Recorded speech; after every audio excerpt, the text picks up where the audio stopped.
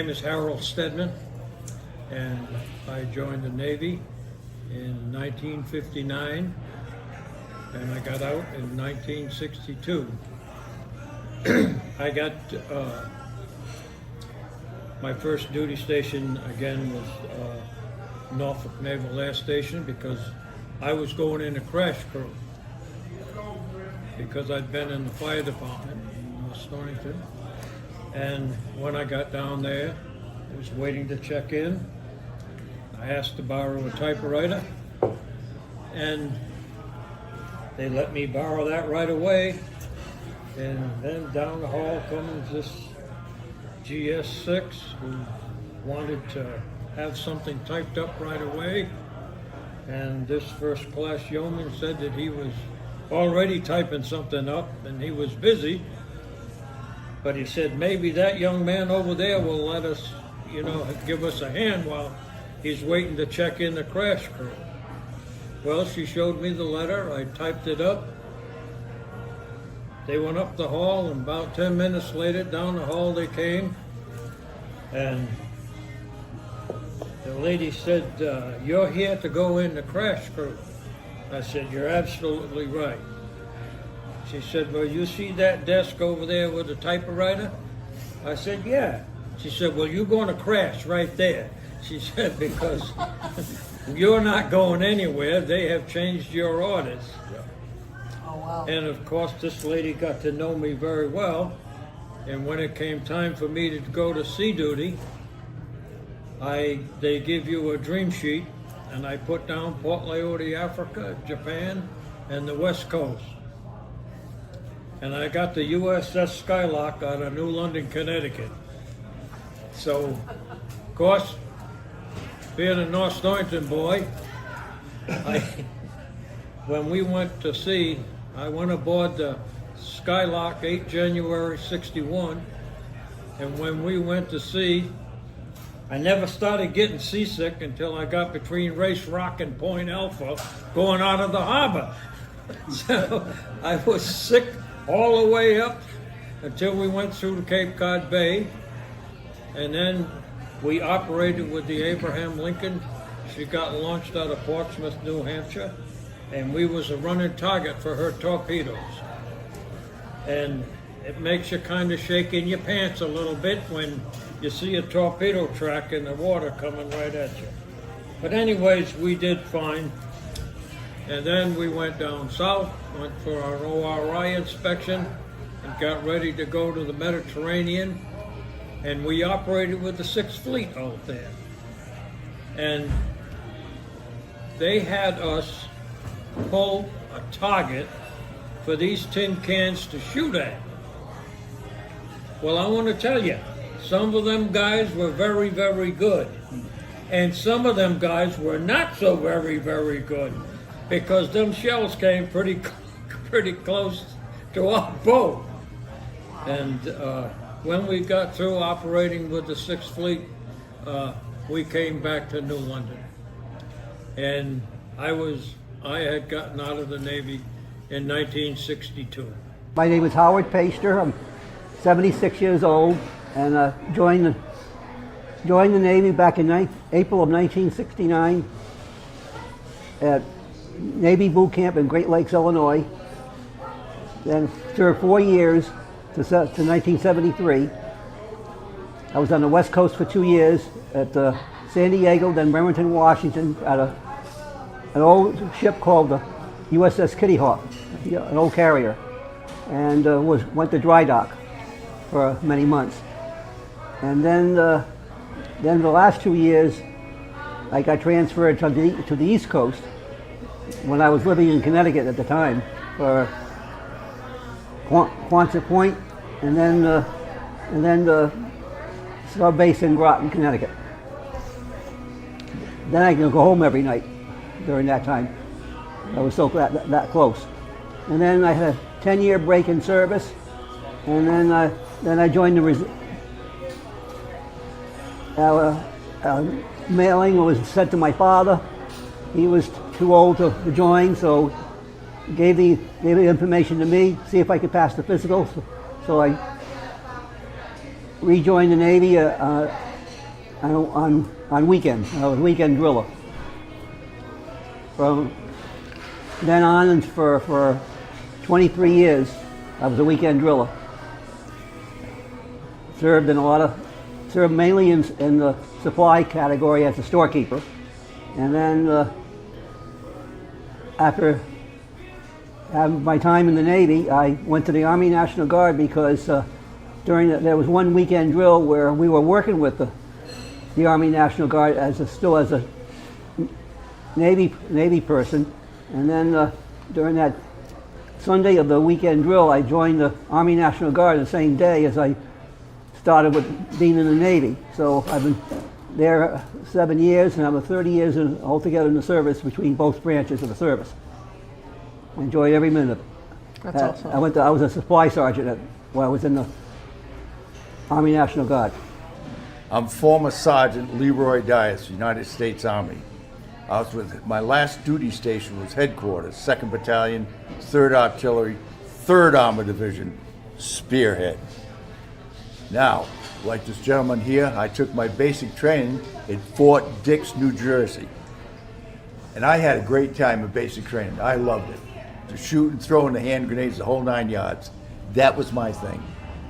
So I got through basic training. First sergeant come out one day and said, Leroy, you're going to Fort Sill, Oklahoma. We're going to train you as an RTTO, which is a radio teletype operator. Off to Fort Sill, Oklahoma I go. So I go through the school. 2 days before the graduation. Do you know what happened in September of '62? The Cuban crisis broke. Everything went to hell in a bushel basket, let me tell you. First thing you know, we got moved out of the school, shipped to an artillery unit. We stayed there about 3 days, and then they split us up again. Leroy, you get on that bus there. Howard, you get on that bus there. You get on that bus there. I ended up going to Fort Jackson, South Carolina, trained as a telephone lineman now, because they needed people to hook up switchboards and phones and hook in these people's telephone lines that they see stringing. So I went through that, got certified. I got certified doing codes and decodes, which I thought was the greatest thing on earth. To make ciphers and ciphers and all these kind of messages. I thought we were the cat's bugger. Well, we were far from it. Come to find out, somebody made a brand spanking new machine called a computer machine. A code machine. They could make codes and decipher codes faster than you and I can type them or scratch them out. It was amazing. Well, that was good for about 6 months. And then some guy or some woman developed this thing called a computer. Now this computer was faster than anything we ever seen. I mean, it could write codes and decipher codes just like that. So that kind of put us way in the back seat now. The computers, that's the thing, the way the United States Army went. So that was a great thing, but you got to stop and think of one thing. You go back to World War II, where this gentleman was in. You go back to Korea. You go back to Vietnam. Do you know what code was never broken? The Native American Navajo Indian code has never been broken to this day. But to make a long story short, I got over to Germany, and they have one of these big maneuvers. Operation Big Lift, they call it, because of the Cuban crisis. Well, they all moved up, everybody in Europe moved up to a place called Grafenwehr, where we had all the cannons up there, we had all split-tail howitzers, cannons, artillery, you name it, we had it there. And I've watched some of these guys shoot the split-trail 105s, and I actually seen one guy, a second lieutenant, hit a refrigerator in a field 8 miles away. One shot. Took it right out. He was that good at calling coordinates. So we got back from that, and things started settling down again a little bit. Don't you know John Fitzgerald Kennedy gets assassinated? Here we go on another maneuver. This time we go to wild flicking, or graphically, wild flicking. Coldest place on earth. Oh my God, it was cold up there. We were up there for like 3 weeks, same thing. Half the world was with us. Every type of armament you could think of, artillery piece, aircraft, it was all with us. Just to put on a show that you don't want to mess with us because we're going to put a hurting on you. So finally we got through that and things started settling down again. I got my GED through the United States Army there. I graduated for the 3rd Armored Division NCO Academy there. Became a 17-year-old Sergeant E5. And then I went into 62 and I got out September of 1965 as a Sergeant E5 and been fat and happy ever since. My name is Lowell Woodmansey. I graduated in high school in 49.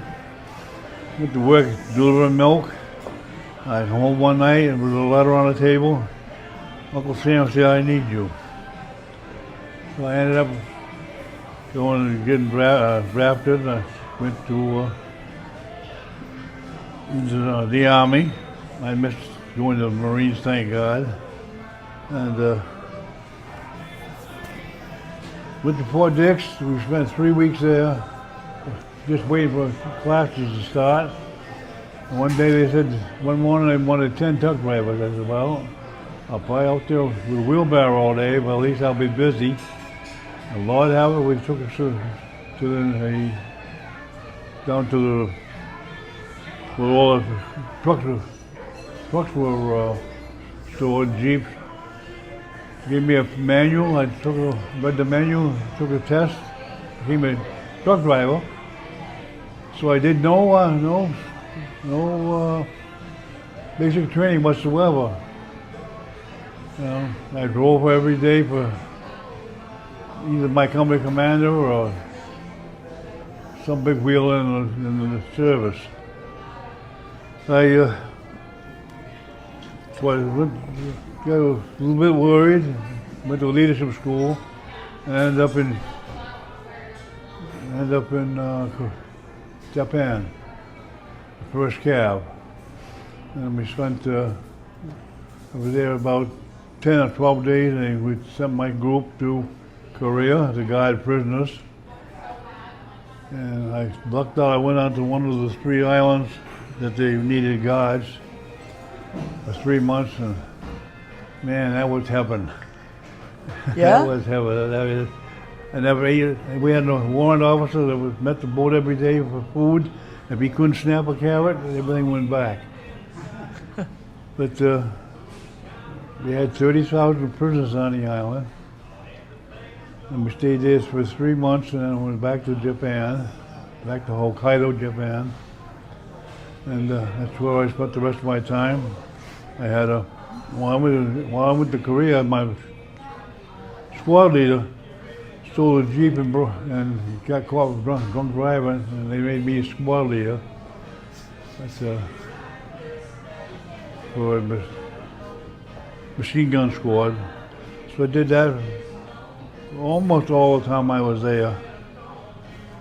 And did a lot of crazy things, but some of them I wouldn't talk about. But anyway, How'd you get involved? I saw my second lieutenant, who was in charge of the quarters, with my group. I see him get, he got in trouble with me one day, and the next thing I know, he was sent back home. And well, it was nice. I enjoyed it. I wouldn't want to. I'd like to go back to Japan, but I wouldn't want to go back for service. And I pray to God, our government doesn't get us into another war. It's the last thing we need. I'm Steve Logan. I was about 20 years old, just hanging around waiting to get drafted. And one day I got a phone call from a recruiter, and he said my best friend had just signed me up to go with the Coast Guard Reserve with him on the buddy system. It was something new they were trying at the time, where you could go in the service with your buddy and things are good. And he was my best friend at the time, and I said, sure. So, by the way, they took me, but they didn't take him. Oh, really? Yeah, So he signed you up and he couldn't go. no, How did he feel about that? he felt fine, I guess. He had flat feet. At the time, I guess you couldn't have flat feet.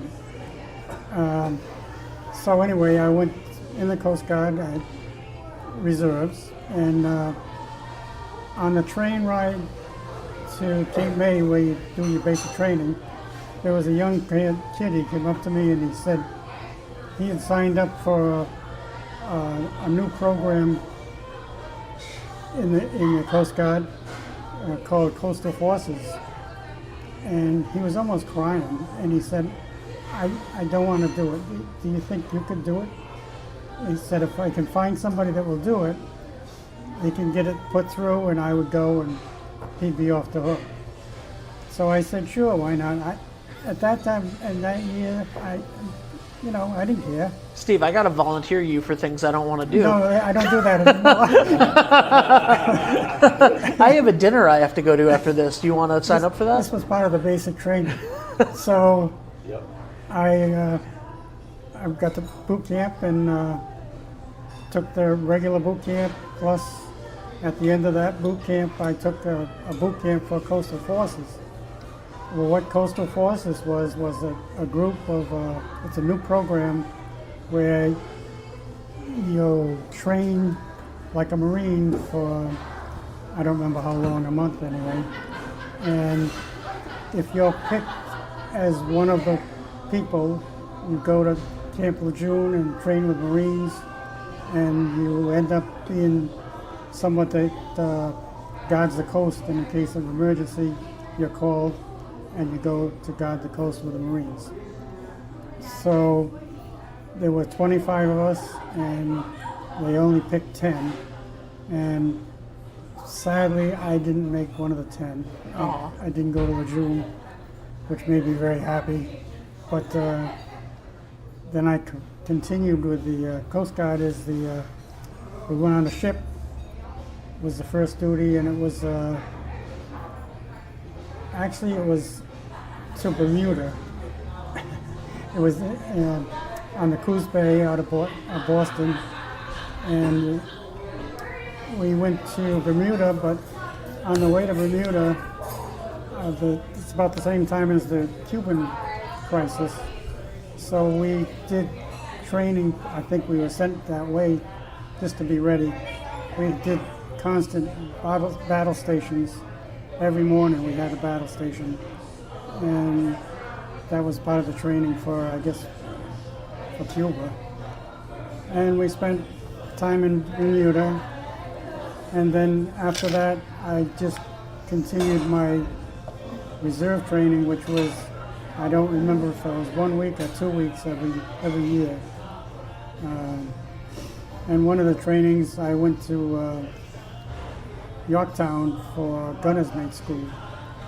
It was all a good experience. You meet a lot of people, you make a lot of friends. And then when the tour was over, I got out 6 years, served in 6 years. Tell me about your history with the fair. I was a pomona master in the Grange in 1992, and I was on the fair committee in 1992. That's how I got involved with the fair. So you've been here for 30 plus years since. Yeah, I've been around for, and now I belong to Perryville Grange, and we have two booths. We have the ice cream booth and we have the candy booth. And it's been very successful all these years. What's your favorite part of the fair? The antique tractors, because I have one. What kind of tractor do you have? I have a 1946 Ford 2N, not an 8N or a 9N. It's a 2N. And I have a sign on the back of it that just says two antiques taking a ride. So, Because I'm older than the tractor. I'm only going on 84. Is there anything that you'd like to say about the fair, about your No, service? I hope about... that people in Rhode Island support the Washington County Fair. It is a wonderful event. People get to see each other that haven't seen each other half the year or so, and it's a nice place to meet, and it's a very nice event. People should all come to see it, and the entertainment is phenomenal at the Washington County Fair. Thank you so much. How I get involved with the fair? Actually,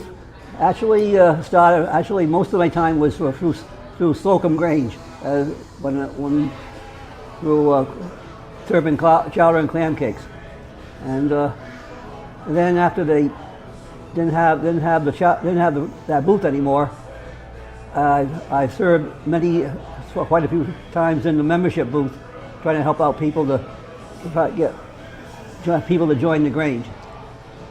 And then I would also be in the corn dog booth too, but and also being part of Exeter Grange, I would help out in the French fry booth. Is it even possible to pick a favorite food out of those? Well, that's another story. What has been your favorite part of the fair over the years? Well, the last few years has been in the membership booth, trying to help people get people to join the Grange. Awesome. Is there anything that you'd like to say to people about either military service or the fair or anything like that? Anything you'd like to leave people with? Well, fair is great to be at. Hopefully, like Harold said it best about being the best to join the Washington County Fair, and as far as the military, same way.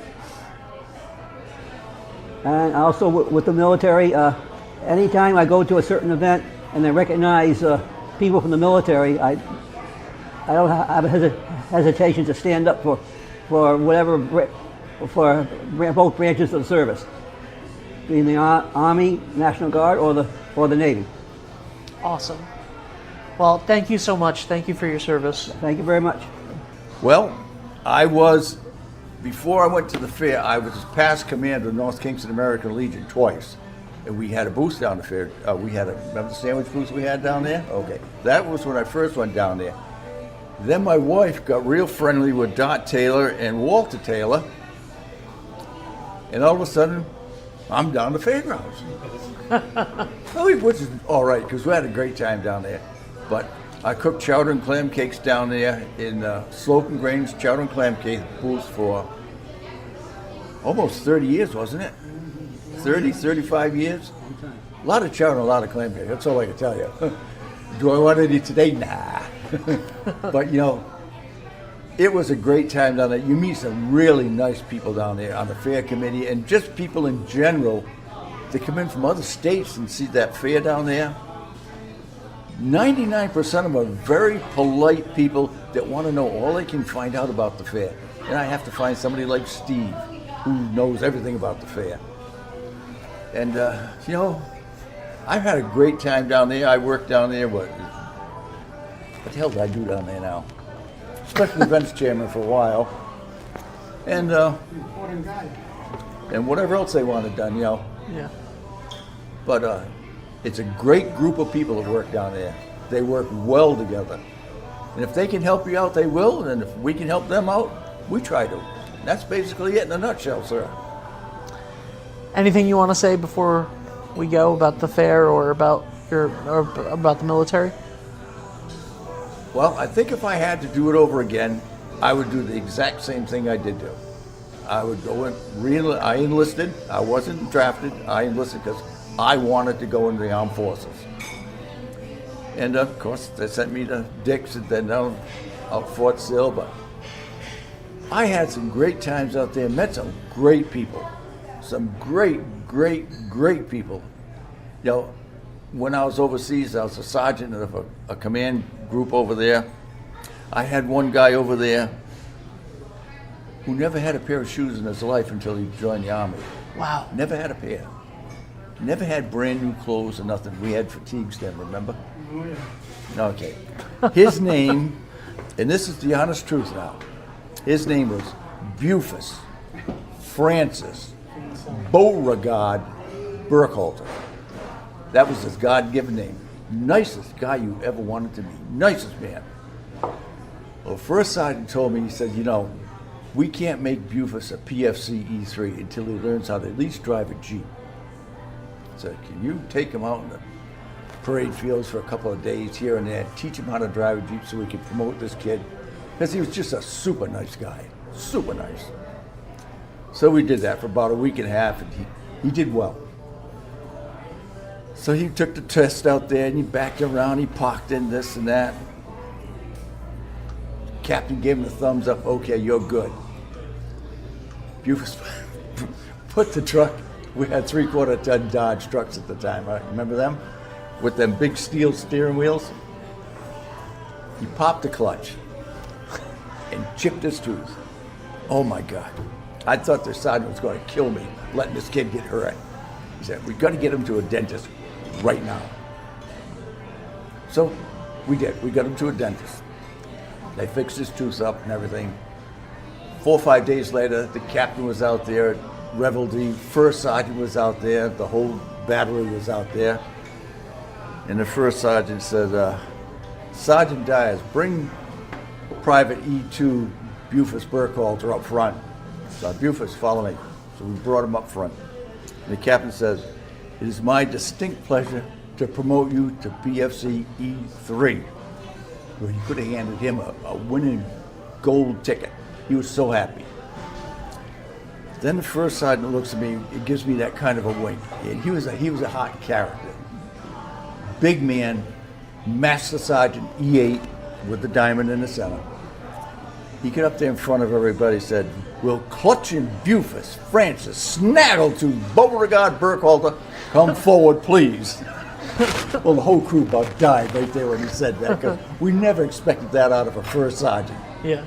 But he did, and he got his BFC stripes. We got him sewed on that night. Christ, he was standing that high. But, you know, it was just some of the great things that happened while I was in. Met some nice people, and I would do it again if I had to. That's awesome. But right now I'm too old. I have to leave it to him. He's a young kid. Steve, you're next.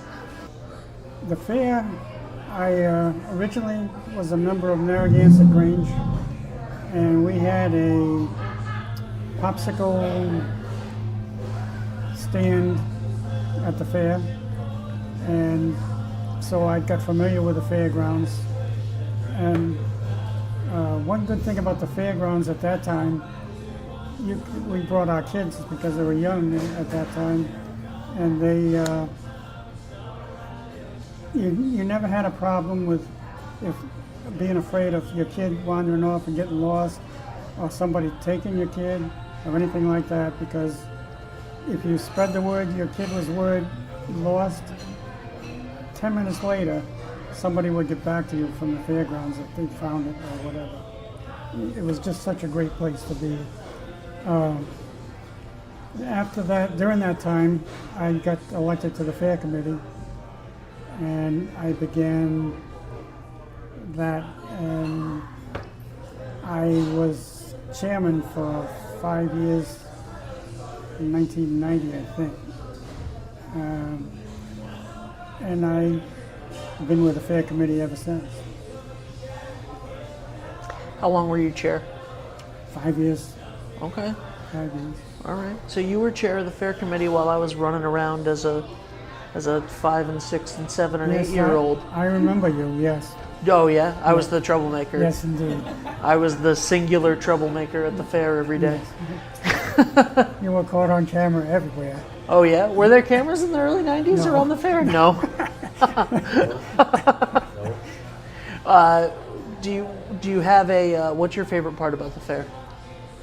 I think what my same thing that's always been, when I was chairman, I'd go out to the main gate and stand and just watch the car full of the kids going in, and all of them looking up at the Ferris wheel and laughing, and you know, they're just ready to have a good time. And you'd stop and say, 30 years from now, you're going to be a trouble. I'm going to tell you you were a troublemaker Yes. to all those kids, I just don't- like me. Yeah, no, we didn't get to tell you. No, you Sorry. didn't. All right, fine. Do you have anything that you'd like to say to people about the fair or the service? The service is a good thing to do. I would do it again. Not now. You all have said not now. I think we, Well, we find the right position for you, right? Everything. I don't think I could shoot straight. All right. Well, And I probably remember who I was shooting at, and we didn't have a real problem. So, the fair is a great place to go. The entertainment is great. The people are great. Like someone else said, that you get to see people you haven't seen in years. The military day I really appreciate, because a lot of my friends actually come to the fair that were in the service, and what does Military Appreciation Day mean to you? it means it's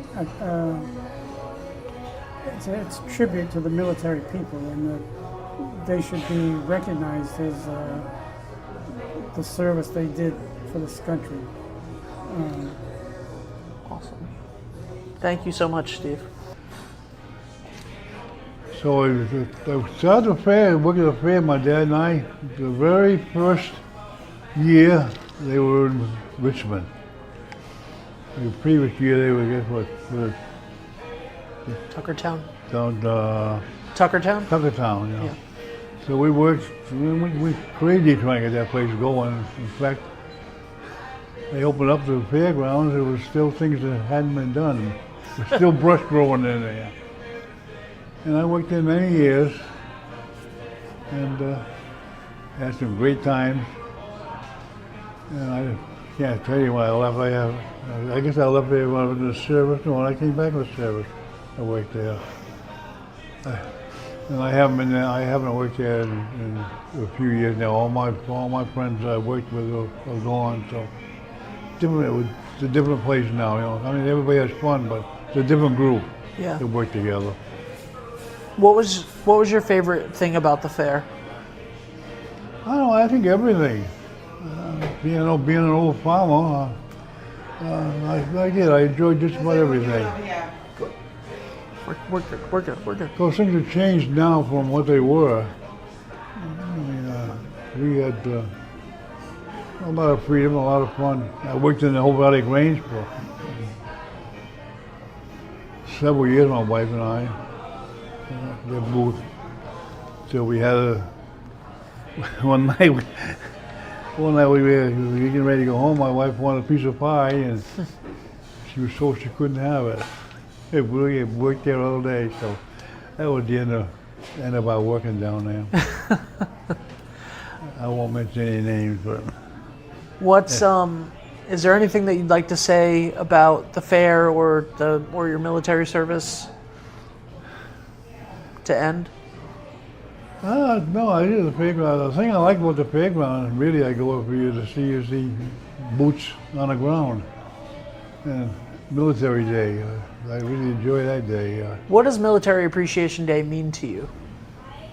I think it's a good lesson for a lot of people who don't know what the service is and they go around. But it's tough today because people just, thank God they haven't had any water to be in, so they don't think much of it, you know. They just something happens daily to them.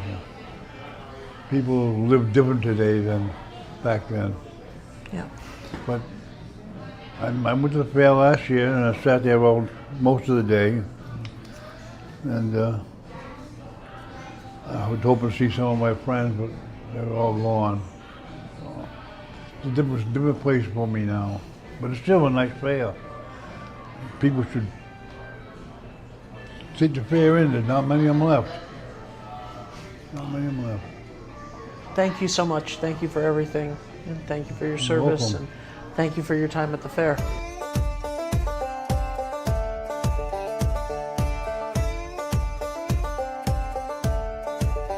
Dan, of Dan's Place. You are our Military Day sponsor at the Washington County Fair for the second year in a row. Thank you so much for that. No problem. And tell us a little bit about your service history. I went in the Marine Corps in 1992, and I was with 8th Motors, and then I got attached to a deployable unit, MSSG-22, so 22nd Mule actually. So I deployed, I did 3 deployments, traveled the world.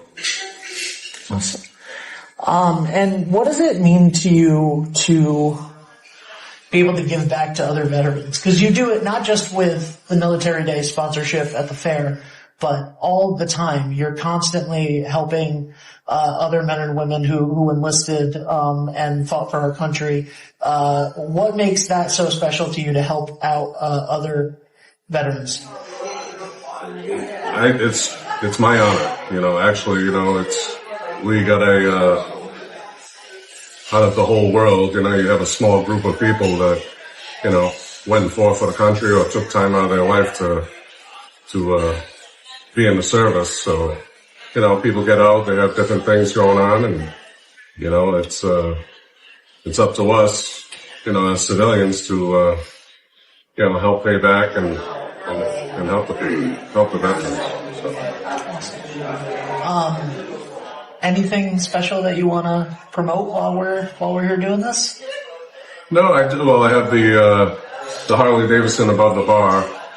That's going for the Fisher House, which they're based out of Massachusetts, but a lot of our veterans have to travel to Mass, for a hospital visit, and they house their families and feed them for nothing. So I figured that'd be a good organization this year.